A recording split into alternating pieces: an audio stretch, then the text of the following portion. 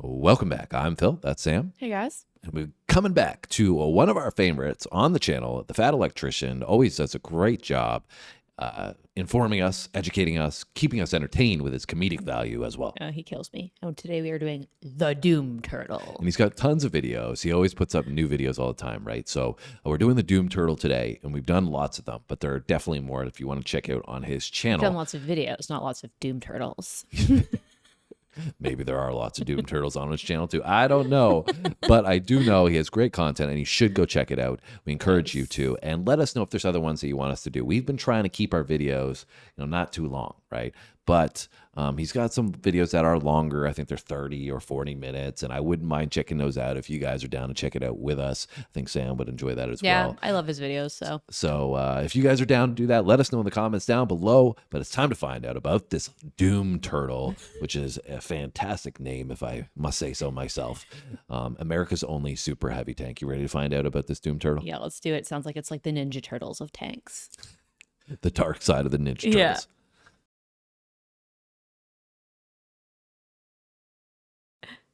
Sometimes I like to read several books, get in contact with historians that are experts on the subject, and make a pretty serious video. And other times, I like to get completely unhinged and rant about some stuff that I think is funny. And by sometimes, I mean today, right now. Today we're talking about my favorite tank. Ladies and gentlemen, America's only super heavy tank, the T28, aka the Doom Turtle. Dun dun dun.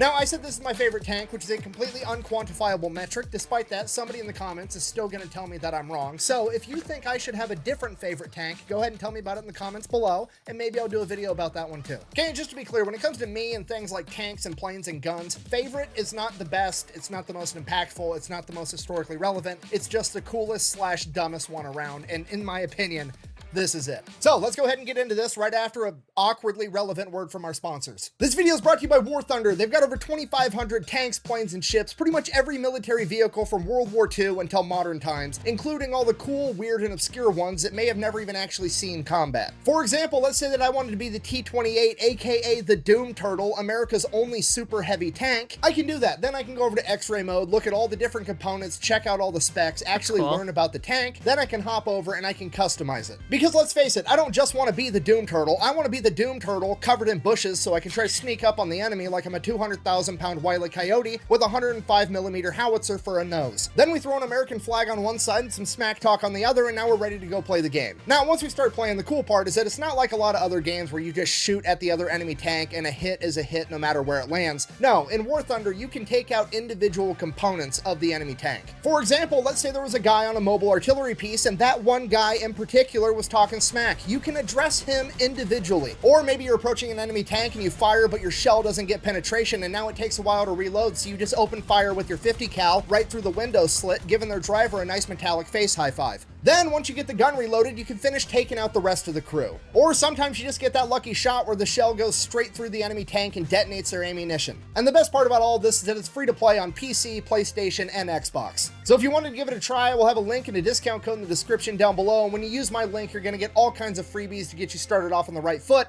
Let's get back to the video. You want to try War Thunder? Cool, I want to go play. That was designed for one reason and one reason only, and that is to punch through the German Siegfried Line. If you don't know, the Siegfried Line is Germany's western border where they have essentially tried to fortify it to make it impenetrable to the Allied forces approaching so that they can't break into Germany. It is approximately 400 miles of concrete pyramids known as Dragon's Teeth, making it so tanks and other Allied vehicles can't pass through. Then on the other side of the Dragon's Teeth, you typically had other things that were meant to stop foot soldiers like moats, barbed wire, booby traps, and on the other side of those was over 18,000 bunkers with machine gun, mortar, and artillery positions that were going to, in theory, be able to mow down any ally trying to advance through those obstacles. Now, the American military and government knew about the Siegfried Line pretty much the entire time because German propaganda told them about it, and they portrayed it as completely impenetrable.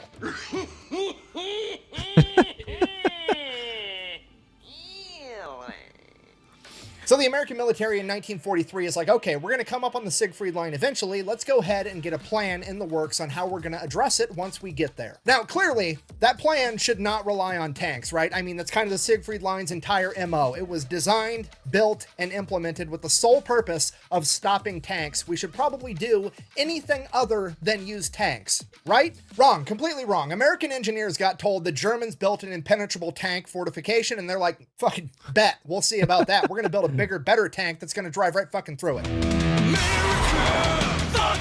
So the engineers got to work. This is called the AT project, and what they came up with was, surely there's spots along the Siegfried Line where the German military has a gap where they can drive their vehicles through, right? Has to be there. They can't just have 400 miles and they drive all the way around. There's got to be points where you can pass through it. And obviously those points of passage are going to be the most fortified positions, right? They're essentially going to make a fatal funnel, a choke point where all of the Allied forces have to try to go through a narrow passageway, and on the other side it's going to be loaded with German 88 anti-tank guns, German artillery, machine guns, mortars, everything. They're going to be able to slaughter anybody that tries to make it through that little tiny narrow passage. That would be To smart. which the American engineers are like, cool, obvious solution. We're just going to make a tank that can't die. Okay, it's going to be so heavily armored that there's no anti-tank weapon or artillery piece known to man that could kill it. Then we're going to put a gun on it that's so big that it can shoot through concrete bunkers and take out the enemy. We're literally going to drive this gigantic heavily armored tank directly into the enemy choke point, stand there, take all their anti-tank fire, be untouchable, and then we're going to return fire and kill them first. Okay, do you understand how gangster that is? This is the ultimate dad dick maneuver. Just straight up like, I know exactly what your plan is. I know what you want me to do so that you can beat me. I'm going to do it anyways, and I'm still going to win because fuck you. So they made the Doom Turtle, the T28, America's only super heavy tank. This thing is 36 feet long, 10 feet tall, and 14 feet wide. It has 12 inches of armor on the front, and it's weighing in at 95 tons. Okay, approximately 210,000 pounds. Okay, the human mind can't comprehend how heavy this tank actually is. It literally weighs as much as a blue whale, which also isn't helpful because most people haven't seen a blue whale. Okay, so it's like,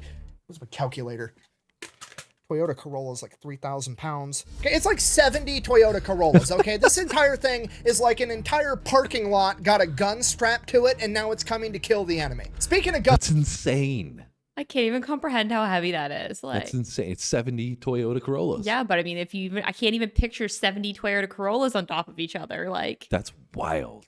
I was thinking it was going to be heavy, like the way he was describing it, even like in the how do they introduction transport to it. those suckers across the ocean? Like, they drive it onto a boat and then drive it off the boat?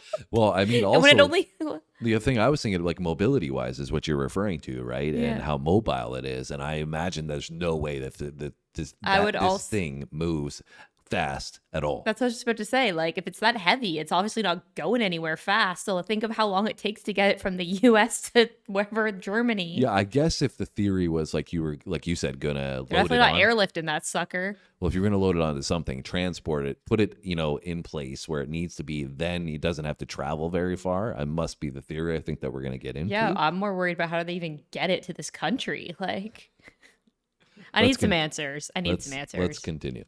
Like an He entire has answers. parking lot got a gun strapped to it, and now it's coming to kill the enemy. Speaking of gun, they went with a 105 millimeter gun, okay? That is field grade artillery. This is literally a howitzer that they strapped to the front of this metallic blue whale. Okay, if you're not picking up what I'm putting down, I'm trying to tell you this thing is basically the Norwal of death, all right? Which raises the question, why on earth did they go with the Doom Turtle and not the Norwal of death? Well, it's because this thing's slow as shit, which is really the downfall of this tank, because somebody basically said, Okay, hey, we're going to build yeah. a 200,000 pound... I should have put two and two together. I literally can't with the strapping a gun to a parking lot, a metallic blue whale, and a narwhal of death. I should have put two and two together. The turtle aspect of it being slow when I was describing that. That's what I thought. I thought turtle though because it has a shell. Oh, right? okay, So no. I it's was thinking it armor. was just like slow. That's what I was Yeah. thinking as armor, right? But I was anyway. thinking of it just like crawling across the floor. Did they go with the Doom Turtle and not the Norwal of death? Well, Well, it's because this thing's slow as shit, which is really the downfall of this tank, because somebody basically said, hey, we're going to build a 200,000 pound tank, and then we're going to put the same V8 engine in it that the M4 Shermans have. Yeah, the Doom Turtle is rocking a 500 horsepower V8 Ford engine. Good Okay, luck. just for the record, if you don't know much about engines or horsepower, Dodge is out here making minivans with 1,000 horsepower that weigh 5,000 pounds, and the DoD thought it would be a good idea to stick a 500 horsepower V8 inside of a tank that weighs as much as a blue whale. Okay, the Doom Turtle's coming at you at the speed of mock potato. Pedal to the metal, balls to the wall. This thing maxes out at 8 miles an hour. So clearly they're gonna have to transport this thing all the way to the That's Siegfried so line, right? If they slow. land this thing on a beach in Normandy and let it drive all the way across France, it's gonna take like 3 years to get there.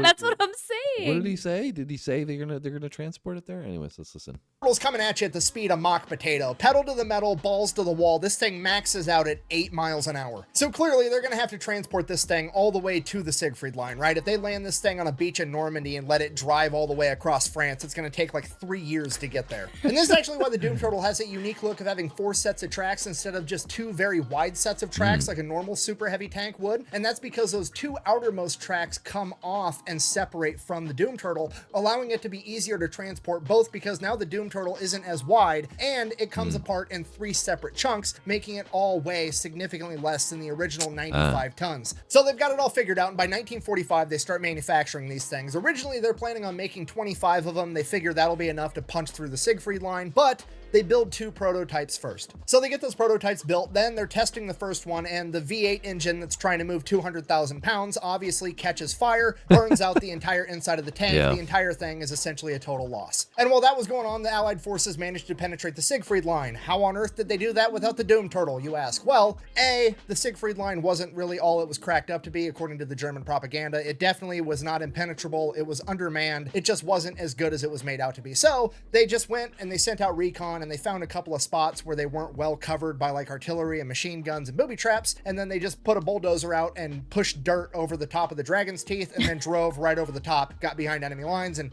took everybody out. Yeah, the Germans spent God knows how much money and man hours building this 400-mile stretch of concrete booby traps, and they got outdone by a couple of rednecks with a bulldozer.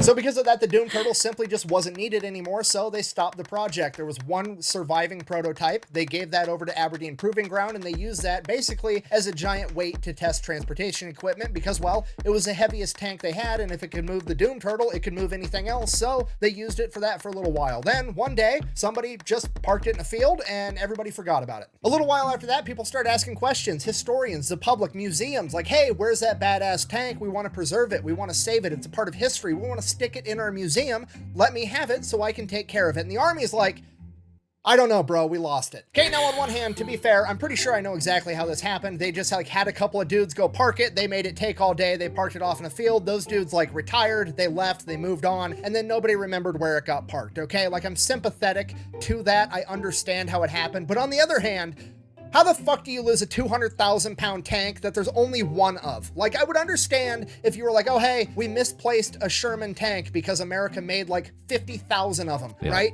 that would But be no, understandable. this isn't a Sherman tank. It's twice the size of a Sherman Huge. tank, and there's only one of them, okay? You could park it in a parking lot full of tanks, and you would still be able to find it. How on earth did you manage to lose a blue whale with a gun attached to it, okay? Dude, where's my car? Where's your car, dude? Dude, where's my car? So that's it. It's just gone. It's MIA for the next 27 years. Nobody has any clue where this thing is at. And then one day, some hunter is out in the woods near a military base hunting, and he's like, hey, there's a fucking tank sticking out of those bushes. Dude, there's your car. Yeah, you guys thought I was being silly earlier with that War Thunder ad, didn't you, when I stuck a couple of bushes on this giant tank and pretended like that was going to conceal it? Well, history's on my side now because this bitch was incognito for 27 years because it had a couple of bushes on it. What now? So the hunter goes to the army. He's like, hey, Oh my I found this gosh. weird looking tank in the bushes. And they're like, oh shit, we've been looking for that thing. So the army then takes the tank. They give it to a museum in Fort Knox. So it's on display there for a little while. And then they decide that they're going to move it from Fort Knox to Fort Benning or Fort Moore Freedom, whatever the fuck it's supposed to be called now, the home of the infantry. They decide they're going to move it to the infantry museum at the home of the infantry. So they throw it on the HET trailer, the heavy equipment trailer, and they tow it all the way to Georgia. While they're towing it there, apparently they take a turn too hard and it breaks the chains off the HET trailer, and the entire main cab of the tank flies into the ditch. Now, granted, it was man. just the main cab of the Doom Turtle, so it didn't have the 2 outermost tracks, which is like a significant amount of weight, but still, the main cab is 60 tons flying off your trailer into the Holy. ditch, so that's terrifying. Obviously, the Doom Turtle, completely fine. The paint got scuffed, no big deal. Get it back on the trailer, they get it where it's going. Now, here's my issue. I know for a fact that How do you get it out of the ditch and onto the trailer again? You need like 8,000 people to lift that thing. Yeah, or like well, a that's- crane to come lift it. That's what he was saying, right? It's a huge pain in the ass when you make that screw up, right? How do you even get that back on the thing? Jeez. there are pictures of the Doom Turtle in a ditch somewhere in Georgia. I need those pictures. Someone has them on their cell phone. This happened in like 2017, 2018, 2019, somewhere around there. I know one of the drivers in that convoy took a picture of it with their smartphone. It has to have happened. I want that picture for history so I can get it to the museum, okay? Get me that picture. What are you waiting for? Chinese New Year? Go, go, go. Sorry, so that's it. That's the end of the story. They get it to the National Infantry Museum, and that is where it is on display today. So in conclusion, that's my favorite tank for literally no reason other than it's completely ridiculous and I think it's funny. Literally from its inception, it was just designed to be a giant middle finger. The enemy told America, hey, you can't drive your tanks through here, and America said, hold my Yes, we defense can. budget and watch this shit, and this is the monstrosity that they came up with, okay? I don't know if you can give a tank steroids or even test a tank for steroids, but if you can, test that one first. Now, is it unfortunate that it never saw combat? Yeah, absolutely. It's cool to think about if it did. However, that serves to highlight one of the most important lessons that I teach on this channel, and that is that the only thing scarier than engineers and defense contractors with an unlimited budget is a bunch of infantrymen on the ground with time on their hands, because that's what actually gets shit done. Thank you for watching. Best way to support the channel is go buy some merch over at thefatelectrician.com. Quack bang out. Man, only the government could lose a 200,000 pound tank for 27 years, currently still be missing 6 nuclear warheads, and then tell me how dark I'm allowed to tint the windows on my car.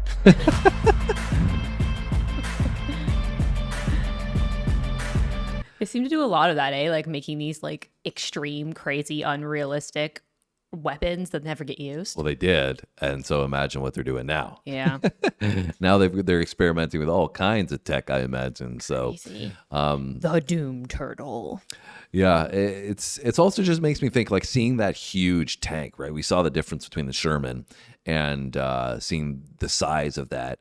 But even just a regular tank, I could only imagine what that would be like as an infantryman. You know, you're in battle or in war, and you see this tank roll up. You know what I'm saying? Coming over the towards ridge, you. and you're like, oh crap, we got a Yeah. tank. Yeah, You know? seriously. Because it's just full on armor, right? Yeah. It's just a beast. But like just the image of it would be so intimidating to see it because of how Metallic blue whale with a gun.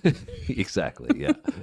So again, he did a great job. This one was very much more comedic, I think, Yeah. than mind blowing from the information standpoint, historical context. But It was good though. it was good. I mean, I never knew even about the wall, that German wall. No, though. me either. The dragon's teeth wall. Yeah. So that's what I love about his videos, right? Is you always learn something, So you're always informative. entertained, and he just does a great job at going back in history and reliving some moments like this from the Doom Turtle, which you'd never hear about anywhere else, right? No, like there's so many things on here that I like you'd think would have come up in common knowledge somewhere at some point, or you would have heard somebody talk about it. Maybe but it's they're like just I've too never embarrassed about the Doom Yeah, Turtle. I've just never heard about any of these things. Anyways, guys, hopefully you thumbs up enjoyed for the me. video as well. If you did, you do what Sam just did, hitting that thumbs up for us. We appreciate that support. Have a great day. We'll see you soon. Thanks for watching.